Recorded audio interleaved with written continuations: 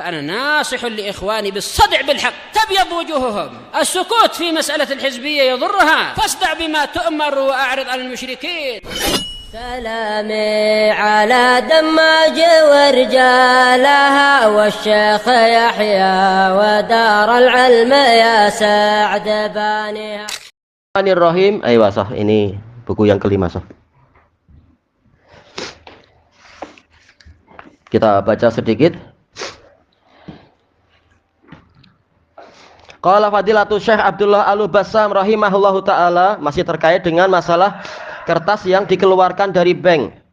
Memang ada khilaf tentang masalah ini. Yang betul kalau dia menduduki posisi sebagai uang diakui oleh negara, maka dia jadi uang. Terserah dia dari kertas ataupun dari logam, ataukah yaitu logam yang ma'ruf itu, ataukah bahkan dari emas atau perak. Baik. Kemudian beliau mengatakan di sini fayajuzu bai'u ba'dhiha bi ba'd. Boleh ini jual beli satu sama lain. Kertas dengan kertas, walaupun apa? Bahannya sama tapi nilainya lain. Yang ini angka 100, yang itu angka 50. Berarti apa? Kalau 100 itu 1, kalau 50 berarti ya 2. Baik. Karena apa? Negara mengakui dan menjamin itu dengan emas yang ada di perbendaharaan mereka. Au bi ahadin naqdaini mutafadilah. Atau dengan salah satu dari dua mata uang yang polanya tidak sama. Ya, yang ini ringgit, yang itu mungkin apa? Dolar atau yang semacam itu. Boleh.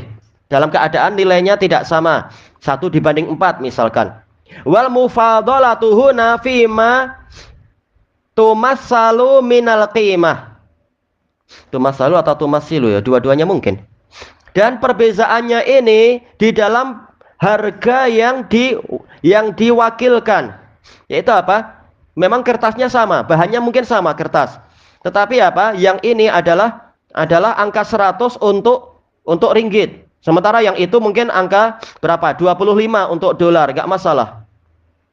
Nah, ya, karena apa? Jenisnya sudah lain, mata uangnya sudah lain. An-naqdiyah yaitu qimah harga dari naqdiyah, mata uang. Amal mufadhalatu fi dzatiha fa amrun la yutasawwar. Adapun perbezaan secara zatnya maka ini perkara yang tidak terbayangkan. Yaitu apa? Sama-sama kertas. Gimana kita katakan ini lebih baik dari yang itu? Kecuali kalau apa? Memang kenyataannya kertas yang ini ada nilai emasnya, yang itu tidak ada lapisan emas. Biasanya yang terjadi adalah ketika dia berupa apa? Berupa logam itu ya, koin itu. Sebagiannya memang ada emas 16 karat mungkin, yang itu tidak ada. Walaupun angkanya sama, jelas secara zatnya lain dia. Baik. Terutama di masa lampau.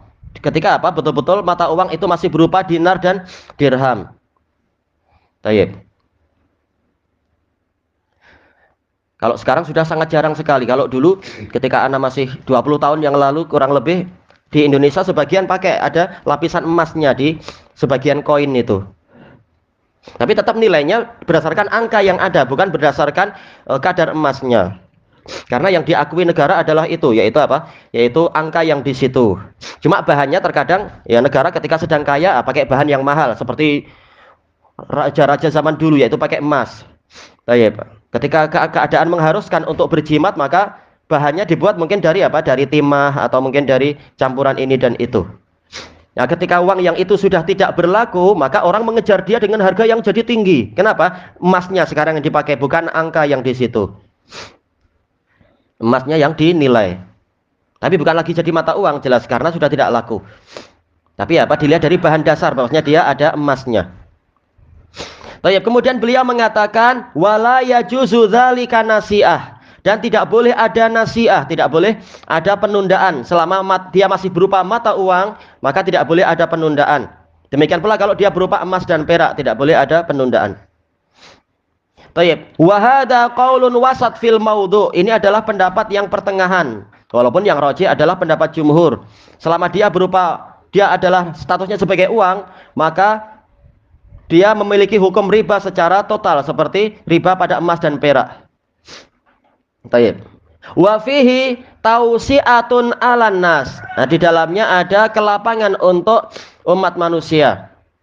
Iya, kalau ikut ketentuan yang benar, ikut jumhur, maka ada kelapangan di situ. alladzina tarru ila ta'amuli biha, orang-orang yang terpaksa untuk bermuamalah dengan itu, yaitu kita semua. Jelas zaman sekarang kita muamalahnya memang dengan apa? Duit-duit kertas itu, atau mungkin dengan shilling-shilling, mungkin beli air dengan shilling itu dan sebagainya, koin.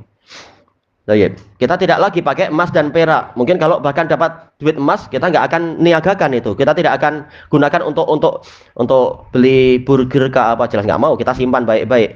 Karena kita tidak lihat angkanya, kita lihat jenisnya adalah emas, makin lama makin mahal dan sebagainya.